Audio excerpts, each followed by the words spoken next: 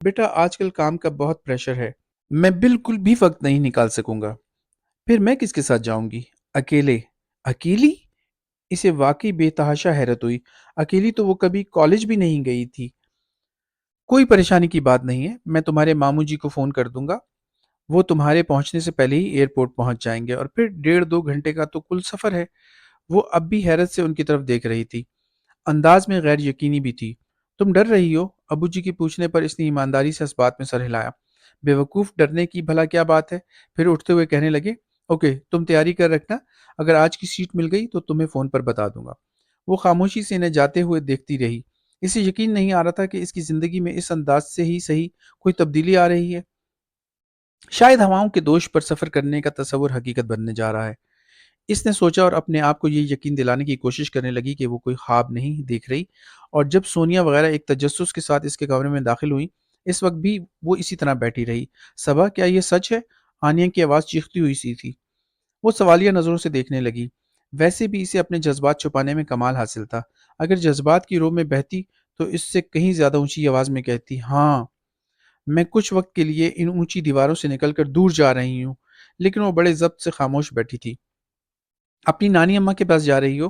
سونیا نے تصدیق چاہی۔ ہاں ہاں صبا، تم بڑی خوش قسمت ہو۔ ندا کو واقعی اس پر رشک آ رہا تھا۔ کاش ہمارا ننیال بھی کہیں دور ہوتا۔ اللہ میاں کا بھی جواب نہیں، ایسی بدذوق پر مہربان ہوئے ہیں۔ اس کی جگہ اگر میں ہوتی تو اس وقت خوشی سے چھلانگے لگا رہی ہوتی۔ سونیا گرنے کے انداز میں اس کے برابر بیٹھتی ہوئی بولی، سنو صبا، وہاں جا کر اپنے خول سے باہر نکل آنا، خوب گھومنا پھرنا، وہاں سے مری اسلام آباد قریب ہے، ضرور جانا، اور اگر ہو سکے تو لاہور تک ہو آنا۔ اس سے تمہیں کیا فائدہ ہوگا؟ وہ مسکراہٹ دبا کر بولی، مجھے فائدہ ہو نہ ہو، لیکن یہ جو ہمارے کزنز اتنا اتراتے ہیں، واپس آ کر ان پر روب جمانا۔ وہ بے ساختہ ہنس پڑی۔ ہائیں، ابھی تک ایسے بیٹھی ہو؟ تمہاری جگہ اگر میں ہوتی پورا گھر پیک کر چکی ہوتی۔ اس نے سونیا کی بات اچک لی۔ اور کیا؟ سونیا نے اعتراف کیا۔ لاؤ ہم تمہاری مدد کر دیں، آنیا نے خدمات پیش کی۔ یا اللہ، تم تو ایسے کہہ رہی ہو جیسے میں نے کوئی لمبی چوڑی تیاری کرنی ہو۔ پھر بھی خدا کے لیے صبا یہ نیلے پیلے کپڑے مت لے جانا، بلکہ تم رہنے دو، میں خود تمہارا بیگ تیار کر دیتی ہوں۔ سونیا اٹھ کر اس کی الماری کھول کر کھڑی ہو گئی اور چپ چاپ ان تینوں کی کارروائی دیکھتی رہی۔ واقعی ان لڑکیوں کے لیے ایک نئی بات تھی۔ سارا دن ایک ہلچل مچی رہی۔ ابو جی نے فون کر کے بتا دیا تھا کہ اس کی فلائٹ شام 5 بجے ہے، اور یہ کہ 4 بجے وہ اسے لینے آ جائیں گے۔ دوپہر کے کھانے کے بعد وہ کچھ دیر آرام کرنے کی غرض سے لیٹی ہی تھی کہ دروازے پر دستک دینے کے بعد جنید اس کے کمرے میں آ گیا۔ اسے دیکھ کر فوراً اٹھ بیٹھی۔ تو تم جا رہی ہو؟ پتہ نہیں کیا تھا اس کے لہجے میں، وہ سمجھ نہیں سکی، بس اتنا کہا، ہمیشہ کے لیے تو نہیں جا رہی؟ کب تک واپس آؤ گی؟ پتہ نہیں، جب ابو جی کہیں گے۔ صرف ان کے کہنے سے؟ کسی اور کے کہنے سے نہیں؟ وہ ایک دم سر اٹھا کر اس کی طرف دیکھنے لگی۔ جانے کیا تھا اس کی نظروں میں کہ اس نے فوراً پلکیں جھکا لیں۔ تم نے بتایا نہیں؟ وہ پتہ نہیں کیا پوچھ رہا تھا، اسے گھبراہٹ ہونے لگی۔ سنو، اگر میں کہوں مت جاؤ تو کیا تم؟ سونیا وغیرہ کے آ جانے سے اس کی بات ہونٹوں میں رہ گئی، اور اس نے اطمینان کا سانس لیا کہ وہ کسی امتحان سے بچ گئی ہے۔ ویسے اسے جنید کی باتوں اور اس کے انداز پر حیرت ہو رہی تھی۔ پہلے تو اس نے کبھی ایسی نظروں سے نہیں دیکھا تھا۔ ارے واہ، یہاں جنید بھی موجود ہیں، سونیا نے بالکل عام سے لہجے میں کہا۔ اس کے باوجود اسے بڑا عجیب سا لگا۔ تم کہیں سونے کی تیاری تو نہیں کر رہی تھی؟ ندا کے پوچھنے پر وہ اس کی طرف متوجہ ہو گئی۔ نہیں، بس یوں ہی ذرا کمر سیدھی کرنے کو لیٹی تھی کہ جنید آ گیا۔ وہ کنکھیوں سے جنید کی طرف دیکھنے لگی۔ وہ سر جھکائے کچھ الجھا الجھا سا نظر آ رہا تھا۔ پھر جب تک اس کے جانے کا وقت نہیں ہو گیا، سب اس کے پاس بیٹھے رہے تھے۔ جانے سے کچھ دیر پہلے وہ بڑے ابا کے پاس آ گئی۔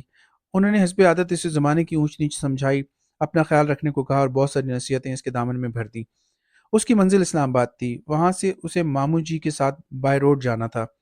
زندگی میں پہلی بار وہ سفر کر رہی تھی، اور وہ بھی تنہا، اس لیے اندر ہی اندر بہت خوفزدہ تھی، اور کیونکہ اسے اپنے جذبات چھپانے میں کمال حاصل تھا، اس لیے بظاہر بہت پرسکون نظر آ رہی تھی۔ البتہ اسلام آباد ایئرپورٹ پر اترتے ہی وہ کوشش کے باوجود اپنے آپ کو پرسکون نہ رکھ سکی۔ دل جس انداز سے دھڑک رہا تھا، اس کا عکس چہرے پر بھی جھلملانے لگا تھا۔ چال الگ غیر متوازن ہو رہی تھی۔ بیگ پر اپنی گرفت مضبوط کیے وہ اتنے لوگوں میں شناسا چہرہ تلاش کرنے لگی۔ وہ صرف ماموں جی کو پہچانتی تھی، کیونکہ گزشتہ سال ہی وہ اس سے ملنے آئے تھے۔ لوگوں کے درمیان سے گزرتے ہوئے وہ محتاط نظروں سے ادھر ادھر دیکھتی جا رہی تھی، یہاں تک کہ سیڑھیاں بھی اتر آئی۔ اب اس کی نظریں دور کھڑی گاڑیوں اور ان کے پاس کھڑے لوگوں میں بھٹکنے لگی تھی۔ اگر ماموں جی نہ آئے تب؟ اس خیال کے ساتھ ہی وہ بہت زیادہ پریشان ہو گئی، اور جلدی جلدی ادھر ادھر دیکھنے لگی۔ किसी चेहरे पर मामू जी का गुमान होता तो वो बगौर देखने लगती। कितनी देर गुजर गई। शाम गहरी होकर ढलने लगी थी। तारीकी के बढ़ते सायों ने इसे खौफजदा भी कर दिया। आने वाले मुसाफिरों में शायद अब वो तन्हा रह गई थी, और जो अभी तक यहीं खड़ी थी। अब क्या करूं?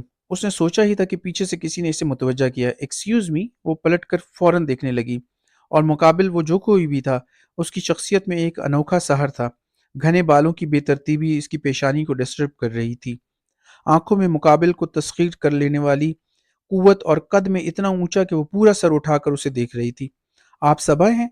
उसके पूछने पर इसने फौरन जवाब नहीं दिया, बल्कि दिल ही दिल में कयास करने लगी कि वो कौन हो सकता है। मैं मौज़्ज़म हूँ, मौज़्ज़म आगा। वो शायद जान गया था कि उसकी शनाख्त चाहती है, इसलिए अपना तारुफ करवाया। मामू जी नहीं आए? वो कोशिश के बावजूद इस पर से नजरें न हटा सकी। उन्हें अचानक जमीनों पर जाना पड़ गया, इसलिए आपको लाने की जिम्मेदारी वो मुझे सौंप गए। वो तजब्जुब में पड़ गई, शायद सोच रही थी कि जाने सामने खड़ा शख्स मौज़्ज़म आगा है भी या नहीं। ये रहा मेरा शनाख्ती कार्ड, आप अपना इत्मीनान कर लें। उसने जेब से कार्ड निकालकर उसकी तरफ बढ़ाया। मेरे खुदा, उसे नजरें चुराने के साथ अपना रुख भी मोड़ना पड़ा। कमाल शख्स है, पल में सोचों तक रसाई हासिल कर लेता है। आइए मेरे साथ।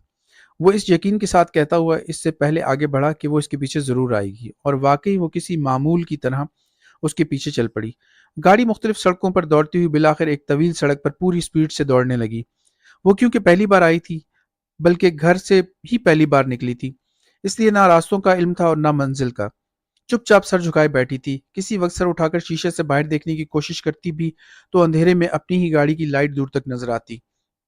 कुछ देर वो इस रोशनी को अपने आगे आगे भागते हुए देखती रही, फिर सर झुका लेती। आपके घर में सब ठीक ठाक हैं? वो बात करने की गर्ज से पूछने लगा। जी सब ठीक हैं। उसे भी खामोशी गिरा गुजरने लगी थी, इसलिए सिर्फ जी कहने पर इक्तफा नहीं किया। आप क्या करती हैं? अभी बीए का इम्तिहान देकर फारिग हुई हूँ। उसके बाद फिर खामोशी छा गई, और बकिया तमाम रास्ता इसी तरह कटा।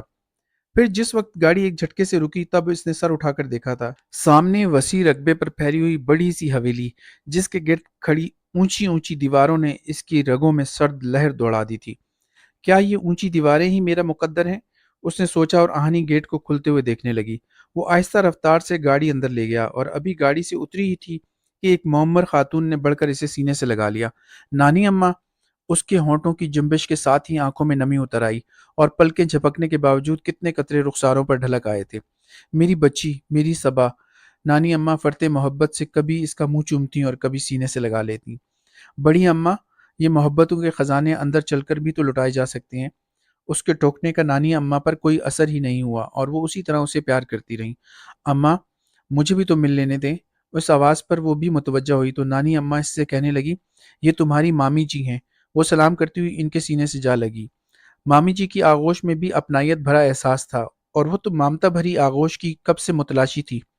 कितनी देर तक उनके सीने से लगी खड़ी रही, फिर उनकी हमराही में तवील राहदारियों से गुजर कर अंदर तक आई थी।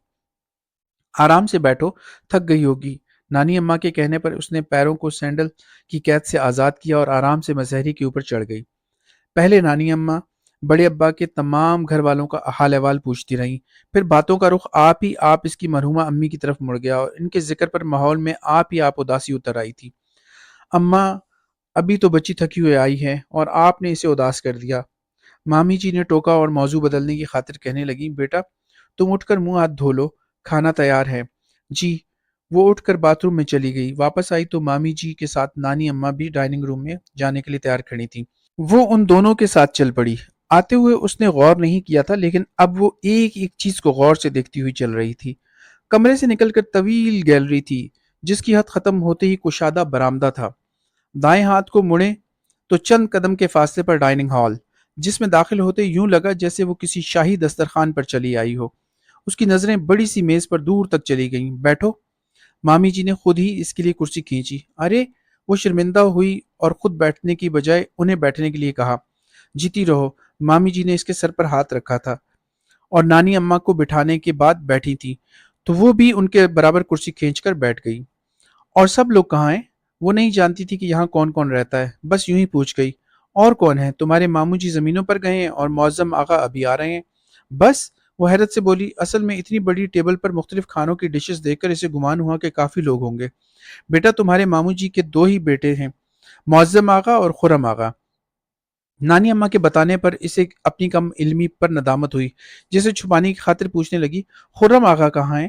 وہ تعلیم کے سلسلے میں گزشتہ 4 سالوں سے لندن میں ہیں۔ عجیب بات ہے، اسے اعتراف کرنا پڑا، میں اپنے ننھیال کے بارے میں کچھ بھی نہیں جانتی۔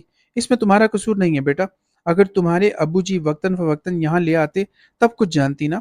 درپردہ نانی اماں نے شکوہ کر ہی ڈالا، تمہاری امی کی وفات کے بعد تو انہوں نے کبھی ادھر کا رخ ہی نہیں کیا۔ اصل میں ابو جی اتنے مصروف رہتے ہیں، کئی بار سوچا لیکن کوئی نہ کوئی مصروفیت آڑے آتی رہی۔ اس نے ابو جی کا دفاع کیا، خود نہیں آ سکتے تمہیں تو بھیج دیتے۔ آ تو گئی ہوں، وہ ہلکے سے مسکرائی، میرے بہت بلانے پر آئی ہو نا، تمہیں خود تو خیال نہیں آیا؟ مجھے خیال آتا تھا نانی اماں، بس پڑھائی کی وجہ سے نہ آ سکی۔ اب وہ انہیں کیا بتاتی کہ بڑے ابا کے گھر میں کہیں جانے کا تصور ہی نہیں ہے، خاص کر لڑکیوں کے لیے۔ اب تو تمہاری پڑھائی ختم ہو گئی نا۔ پڑھائی بھی کبھی ختم ہوتی ہے، اس نے گول مول سے جواب دیا۔ اسی وقت معظم آغا کمرے میں داخل ہوئے اور بہت خاموشی سے ٹیبل کے آخری سرے پر جا بیٹھے۔ نانی اماں شاید انہی کے انتظار میں تھی، ان کے بیٹھتے ہی کھانا شروع کر دیا، پھر کھانا بہت خاموشی سے کھایا گیا۔ اس نے اندازہ لگایا یہاں کھانے کے دوران بولنا معیوب سمجھا جاتا ہے۔ عجیب بات ہے، وہ سوچنے لگی، وہاں بڑے ابا کے ڈر سے سب خاموش رہتے ہیں اور یہاں احتراماً خاموش۔ کتنا دل چاہتا ہے بندہ اتنی بڑی ٹیبل پر کچھ ہلہ گلا کرے، اپنی پلیٹ میں آئی گرم مسالے کی کوئی سی بھی قسم کسی مگن بیٹھے بندے کی طرف اچھال دے۔ بے خیالی میں اس نے بڑی الائچی چمچ میں رکھ دی اور کنکیوں سے دور بیٹھے معظم کی طرف دیکھا۔ اس کے اندر چھپی وہ لڑکی جو ہواؤں کے دوش پر سفر کرتی بہت اونچی چلی جاتی تھی اور جو زندگی میں رنگ بھرنے کو ہنگامہ تلاش کیا کرتی تھی، اچانک بیدار ہو گئی اور قریب تھا کہ وہ یہ حرکت کر گزرتی۔ نانی اماں نے ٹوک دیا، کیا بات ہے، تم کھانا نہیں کھا رہی؟ جی۔ وہ چونکی اور فوراً اپنی پلیٹ پر جھک گئی۔ کھانے کے بعد نانی اماں اپنے کمرے میں چلی گئیں۔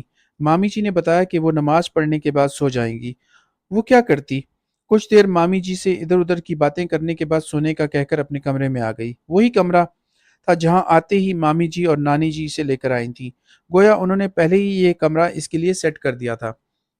کھانے کے فوراً بعد وہ کبھی بھی نہیں سوئی تھی اور اب بھی اس کا سونے کا کوئی ارادہ نہیں تھا۔ وہ صرف مامی جی کے خیال سے اٹھائی تھی، کیونکہ بظاہر تو وہ اس سے باتیں کر رہی تھی، لیکن جس طرح ان پر سستی سوار تھی، اس سے وہ سمجھ گئی تھی کہ وہ اسی وقت سونے کی عادی ہیں اور محض اپنے خاطر دوسرے کی روٹین خراب کرنا اسے پسند نہیں تھا۔